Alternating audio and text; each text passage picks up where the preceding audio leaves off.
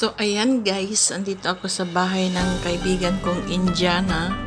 Ayan, actually dyan ako kumukuha ng tubig para inumin ko kasi mineral po yan. So, ayan, magluluto siya ng dosa.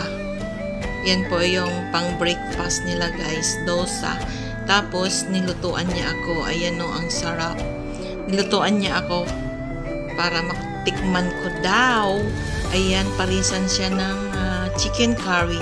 Ganyan po ang pagluluto ng dosa. Kumbaga yan guys is yung bigas yan na giniling. Ayan, yung bigas na giniling.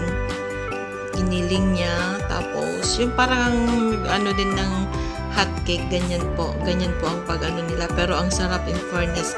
Medyo may pagka-crispy siya guys. Ayan, ang breakfast na dosa. Ganyan po ang magluto ng dosa. Tapos yun no, yung kawali nila is lapad siya guys. Ayan, o diba? Ang sarap tingnan. Tapos yan naman ang nilalagay niya doon sa ibabaw. Yung kanina nilagay niya, yung pinatak-patak niya, yun po ay ghee. Kumbaga yun po yung sebo ng ng baka, ganyan. Ayan, so, yan ang i-partner mo sa dosa. Ayan, chicken curry. O, diba? Chicken curry.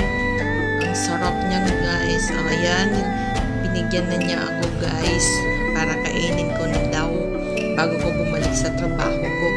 Ayan, si Nori, kumakain na. Kainan na. Ayan. So, ayun, yung nasa likod ko, anak niya yun. Actually, birthday niya pala yung araw na yan. So, kataon din na napunta ako doon. Nilutuan ko niya. Ayan. Susubo na si Nori. O, diba, Nori, ang sarap. O, diba?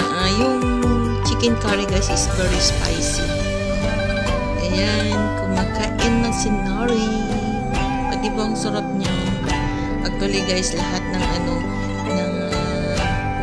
food, kahit anong lahing food, ayan, kakainin ko kasi pang international po yung bunganga ko. O, diba? Ayan o, kain si Nori. Ayan po yung mister ng ng kaibigan ko. Ayan po ang asawa niya. Mababait sila guys, mabait sila na pamilya. Kasi itinuring din nila akong parang tunay na kaibigan, ganyan. Yung kaibigan. Tapos dyan kasi ako nila pinapakuha ng tubig. Noon pa, since siguro ngayon ng mga ilang years na po akong kilala nila, ganyan. Mababait din yung mga anak, mababait din silang mag-asawa. O, diba? Siya yun, o. Sinerban niya pa niya ako. Siya yung kaibigan ko. O, diba? Binigyan pa niya ako ng ng dosa. Ayan. Sarap kasi, may pagka-crispy siya. Tapos mainit-init, o, diba? Hala, kain si Nori. Di na nahiya si Nori. Sige lang, kain, Nori. Ayan, o. Para magpaliwanag dyan, Nori. Ayan, diba? Ang sarap. Masarap po yung food. Basta, sabihin ko masarap talaga. Ayan, may love shoutout sa inyong lahat dyan. Ayan, happy birthday, Sister Somia. Somya po ang pangalan niya. Ayan. O, diba? Ang sarap. Magsawa si Nori ng dosa. Masarap talaga yan, guys. Yung, giniling yan na bigas, eh. Binababad niya muna yung bigas. Tapos, gigilingin yan. Ayan po yung daughter niya. Yung tangkad niya. Yan po yung mister. O, diba? Ang tangkad ng bata na yan. Kumbaga, parang grade 6 pa lang siya. Kaya kain Nori. Ayan, diba?